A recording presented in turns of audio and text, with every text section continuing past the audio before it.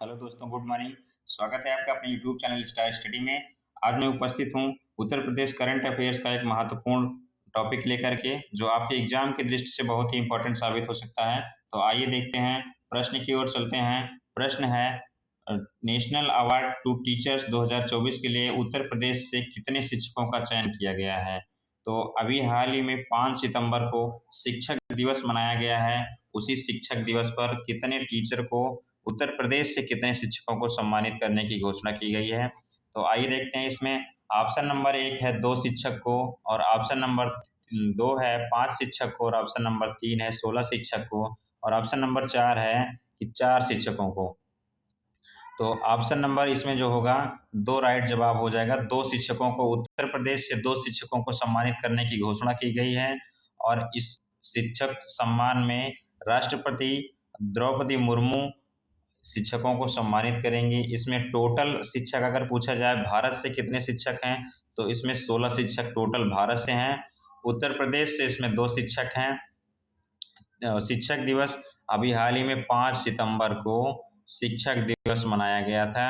उसी शिक्षक दिवस के उपलक्ष्य में राष्ट्रपति द्रौपदी मुर्मू के द्वारा नेशनल अवार्ड टू टीचर्स 2024 के लिए उत्तर प्रदेश से 2 शिक्षकों को नियुक्त किया गया है, 2 शिक्षकों को सम्मानित किया गया है। और इसमें इस सम्मान में मिलता क्या क्या है, तो इस सम्मान के अंतर्गत 50,000 रुपए की इनामी राशि होती है। 50,000 रुपए की इनामी राशि होती है, और प्रतीक चिन्ह होता है। क्या होता है? प्रतीक चिन्ह होता है। और 50,000 रुपए जो पुरस्कार होता है, जो राशि होती है, वो 50,000 रुपए होती है।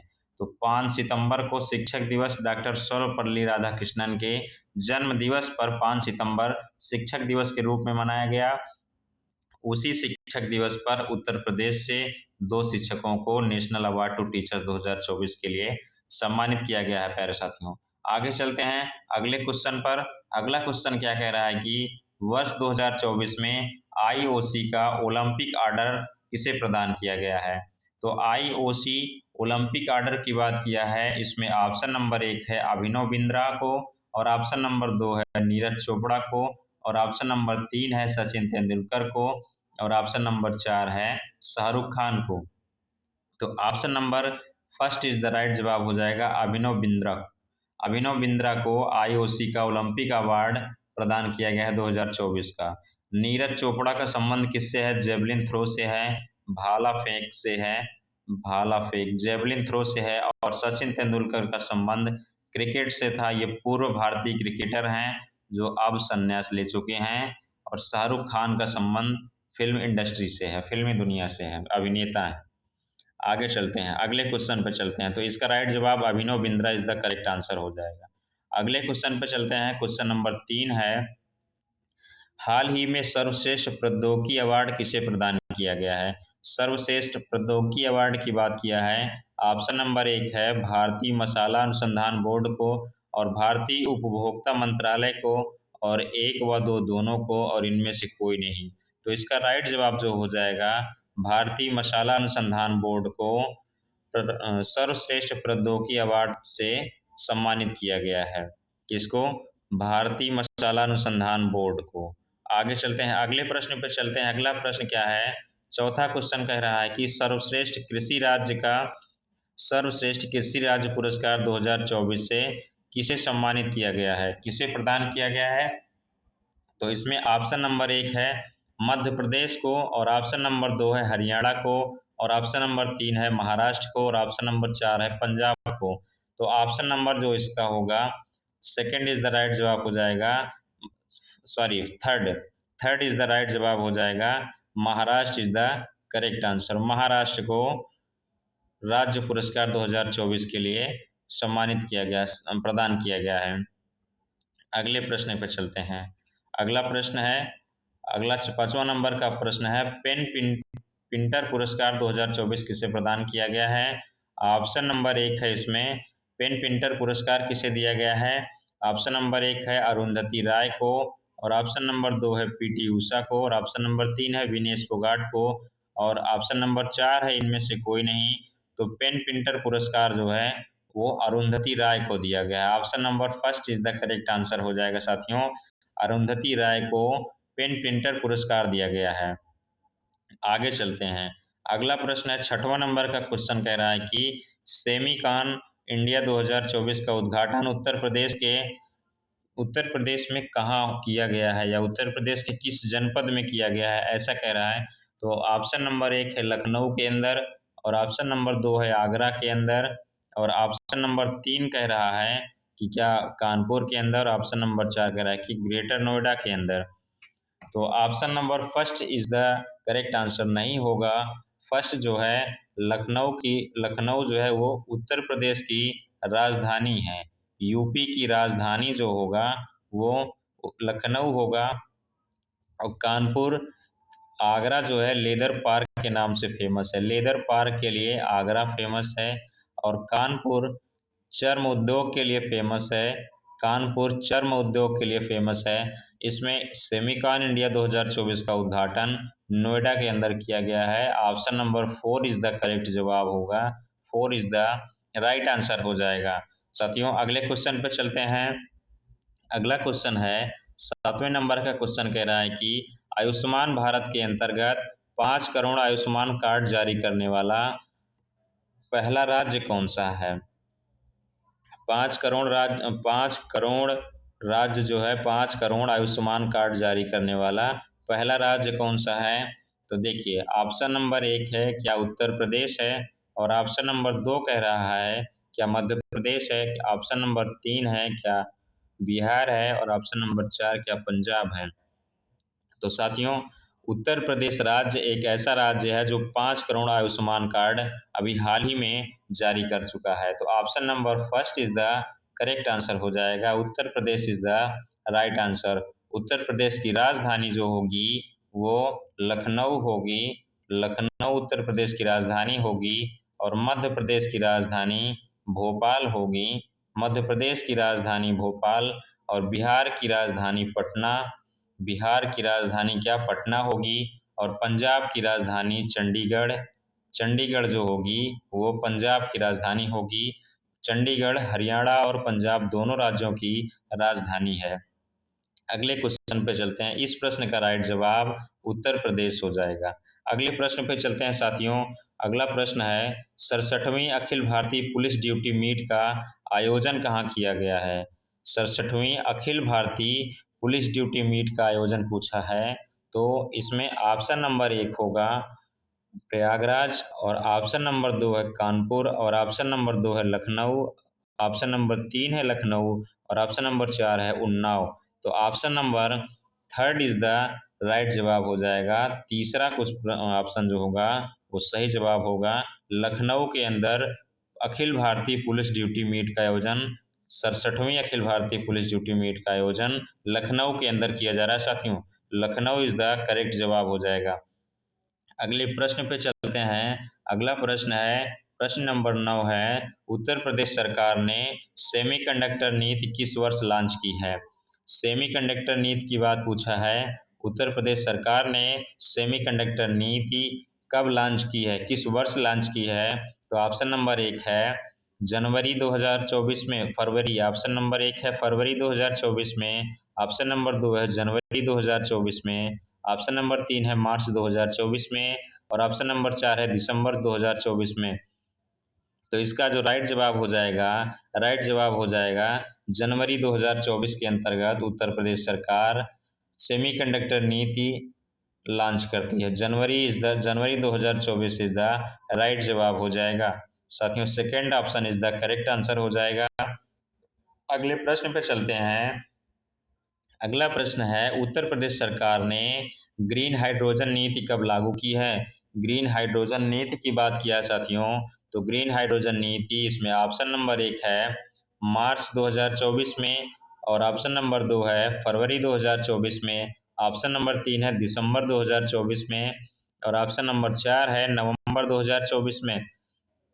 तो इसका राइट जवाब हो जाएगा मार्च 2024 के अंतर्गत उत्तर प्रदेश सरकार ग्रीन हाइड्रोजन नीति लागू करती है। ग्रीन हाइड्रोजन नीति उत्तर प्रदेश सरकार मार्च 2024 के अंतर्गत लागू करती है साथियों। आगे चलते हैं अगले प्रश्न पे। उत्तर प्रदेश के किस जिले में पहला eco friendly aroma cluster launch किया गया है साथियों? एरोमा क्लस्टर की बात कर रहा है। ऑप्शन नंबर 1 है बाराबंकी, और ऑप्शन नंबर 2 है लखनऊ, और ऑप्शन नंबर 3 है हरदोई, और ऑप्शन नंबर 4 है कानपुर। तो इसका राइट जवाब हो जाएगा Barabanki is the correct answer. Barabanki district के अंतर्गत eco friendly aroma cluster launch किया गया है साथियों। अगले प्रश्न पर चलते हैं। अगला प्रश्न है अगला प्रश्न कह रहा है कि हाल ही में भारत ने किस देश के साथ अमोनिया एक्सपोर्ट एग्रीमेंट किया है? अमोनिया एक्सपोर्ट एग्रीमेंट भारत किसके साथ किया है? तो ऑप्शन नंबर 1 है बांग्लादेश के साथ, ऑप्शन नंबर 2 है नेपाल के साथ, और ऑप्शन नंबर 3 है म्यांमार के साथ, और ऑप्शन नंबर 4 है जापान के साथ। तो इसका राइट जवाब जो हो जाएगा, राइट जवाब इसका जो होगा 4 number is the correct answer हो जाएगा। जापान के साथ भारत जो है क्लस्टर जापान के साथ भारत अमोनिया एक्सपोर्ट एग्रीमेंट किया है। अमोनिया एक्सपोर्ट एग्रीमेंट किसके साथ किया है? जापान के साथ जापान के साथ किया है भारत ने ammonia export. Japan is the correct answer हो जाएगा।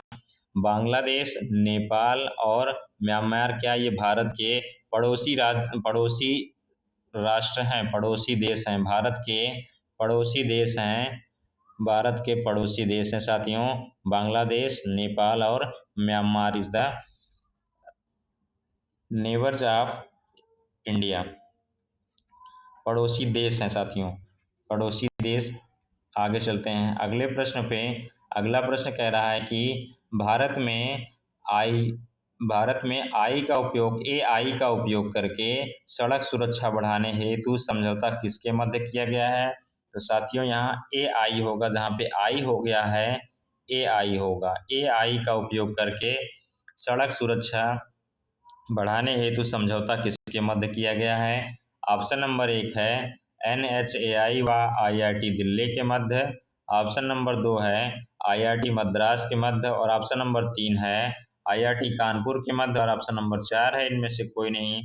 तो ऑप्शन इसका जो राइट होगा NHI व दिल्ली के मध्य AI का उपयोग करके सड़क सुरक्षा बढ़ाने हेतु समझौता किया गया है। Option number first is the correct answer होगा साथियों। आगे चलते हैं अगले प्रश्न पे। आदिवासी ज्ञान केंद्र कानून निम्न में से किस राज्य में स्थापित किया गया है? तो इसका जो राइट जवाब हो जाएगा, आदिवासी ज्ञान कानून की बात किया है, इसका राइट जवाब हो जाएगा ऑप्शन नंबर 1 है कर्नाटक के अंदर, और ऑप्शन नंबर 2 है बिहार के अंदर, और ऑप्शन नंबर 3 है पश्चिम बंगाल के अंदर, और ऑप्शन नंबर 4 है उत्तर प्रदेश के अंदर। तो ऑप्शन नंबर इसका फर्स्ट जो होगा कर्नाटक के अंदर आदिवासी ज्ञान केंद्र कानून आदिवासी ज्ञान केंद्र कानू लॉन्च किया गया साथियों। यहाँ पर कानू कर लेना है, ये जो कानून हो गया है ये कानू है। आदिवासी ज्ञान केंद्र कानू किस राज्य में स्थापित किया गया है? तो ये राज्य जो होगा वो कर्नाटक के अंतर्गत आदिवासी ज्ञान केंद्र कानू स्थापित किया गया है दोस्तों। आइए आगे चलते हैं। अगले प्रश्न पे चलते हैं। अंतर्राष्ट्रीय आदिवासी दिवस किस दिन मनाया जाता है? अंतर्राष्ट्रीय आदिवासी दिवस की बात किया है। आदिवासी दिवस ऑप्शन नंबर एक है 9 अगस्त को, और ऑप्शन नंबर 2 है 10 अगस्त को, और ऑप्शन नंबर 3 है 11 अगस्त को, ऑप्शन नंबर 4 है 12 अगस्त को। तो साथियों इसका राइट जवाब जो हो जाएगा 9 अगस्त को अंतर्राष्ट्रीय आदिवासी दिवस मनाया जाता है दोस्तों। 9 अगस्त इज द राइट जवाब हो जाएगा। सो दोस्तों option number first is the correct answer होगा। अगले प्रश्न पे चलते हैं। अगला प्रश्न है अगला प्रश्न कह रहा है कि भारतीय जनजाति गौरव दिवस किस दिन मनाया जाता है? भारतीय जनजाति गौरव दिवस की बात किया है। ऑप्शन नंबर 1 है 15 नवंबर को, ऑप्शन नंबर 2 है 16 नवंबर को, ऑप्शन नंबर 3 है 17 नवंबर को, और ऑप्शन नंबर 4 है 18 नवंबर को। तो option number first is the right जवाब हो जाएगा। 15 नवंबर इज द करेक्ट जवाब हो जाएगा। 15 नवंबर राइट आंसर होगा साथियों। Option number 1 is the correct जवाब हो जाएगा। अगले प्रश्न पे चलते हैं। अगला प्रश्न है 2011 की जनगणना के अनुसार भारत का सबसे बड़ा आदिवासी समूह कौन सा है? बड़े आदिवासी समूह की बात किया है। ऑप्शन नंबर 1 है भील और ऑप्शन नंबर 2 है कोल और ऑप्शन नंबर 3 है 1 व 2 दोनों और ऑप्शन नंबर 4 है इनमें से कोई नहीं। तो भील इज द राइट जवाब हो जाएगा। भारत का सबसे बड़ा आदिवासी समूह भील आदिवासी समूह है 2011 की जनगणना के अनुसार। Option number first is the right जवाब होगा दोस्तों। उसके बाद है प्रश्न संख्या 18, आदिवासियों का महाकुंभ किसे कहा जाता है? आदिवासियों का महाकुंभ, ऑप्शन की ओर चलते हैं। ऑप्शन क्या कह रहा है?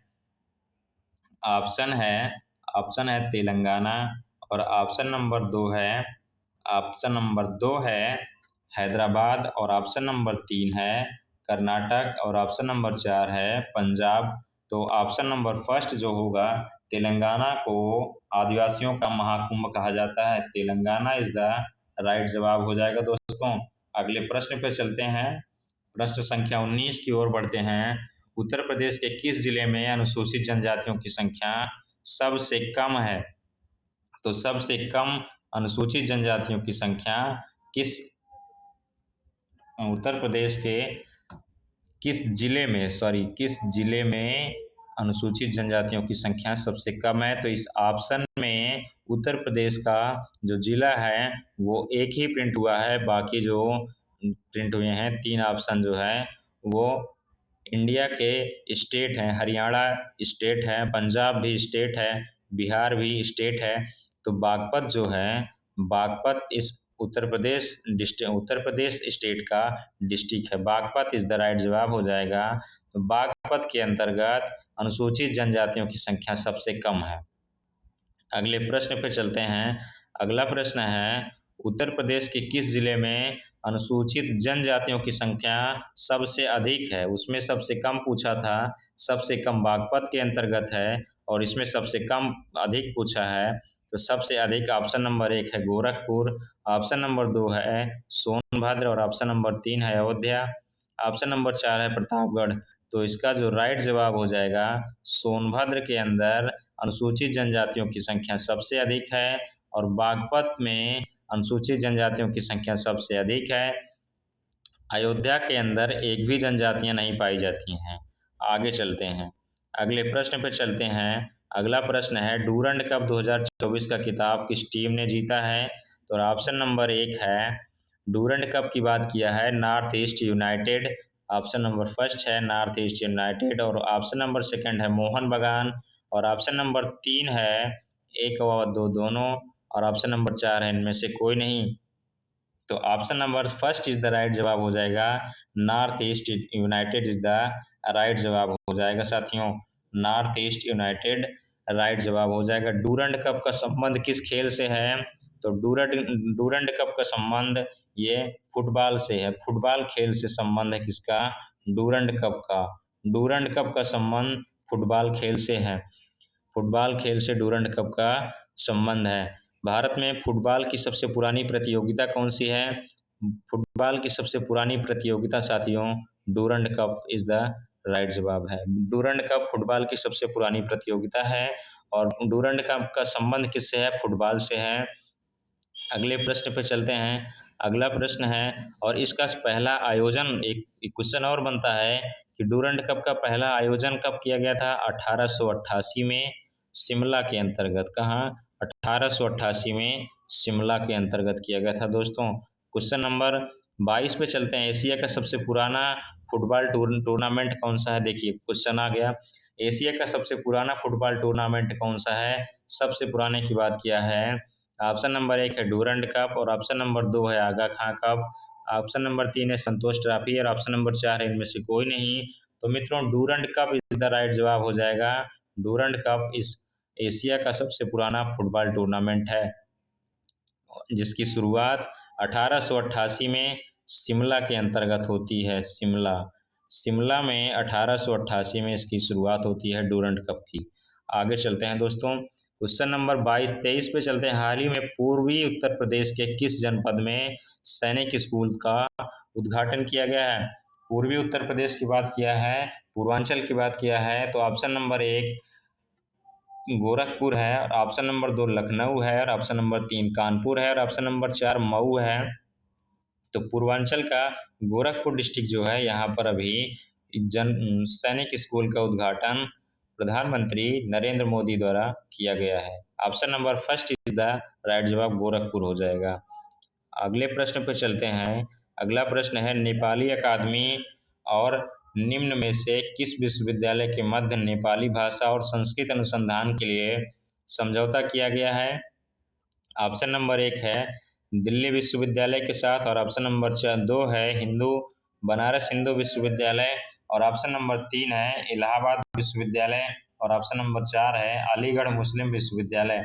तो इसका राइट जवाब जो हो जाएगा, सेकंड इज द करेक्ट जवाब हो जाएगा, बनारस हिंदू विश्वविद्यालय इज द करेक्ट आंसर होगा, ऑप्शन नंबर सेकंड। अगले प्रश्न पर चलते हैं साथियों। अगला प्रश्न है, हाल ही में महिलाओं के लिए कार्यस्थलों को सुरक्षित बनाने के लिए के उद्देश्य से किस पोर्टल को लॉन्च किया गया है? वो किस पोर्टल को लॉन्च किया गया है? पोर्टल की बात किया है दोस्तों। तो इसमें आइए ऑप्शन की ओर चलते हैं। ऑप्शन नंबर 1 है, ऑप्शन नंबर 1 कह रहा है कि सी बॉक्स पोर्टल, और ऑप्शन नंबर 2 है लोकपथ पोस्टल, और ऑप्शन नंबर इसमें 3 है, ऑप्शन नंबर 2 लोकपथ हो गया, और ऑप्शन नंबर 3 है साथी पोर्टल, और ऑप्शन नंबर 4 है उपस्थित पोर्टल। तो इसका जो राइट जवाब हो जाएगा मित्रों, C box portal is the correct answer होगा साथियों। Option number first is the correct answer हो जाएगा, option number first is the correct answer. तो साथियों, आज की श्रृंखला में बस इतना ही था। उम्मीद करते हैं कि आपको क्लास पसंद आई होगी। साथियों, अगर क्लास पसंद आई होगी तो चैनल को लाइक, सब्सक्राइब और सपोर्ट जरूर दीजिएगा मित्रों। मिलेंगे फिर एक अगली क्लास में एक शानदार सेशन लेकर के दोस्तों। तो आज के लिए इतना ही मित्रों। थैंक यू, धन्यवाद साथियों, धन्यवाद।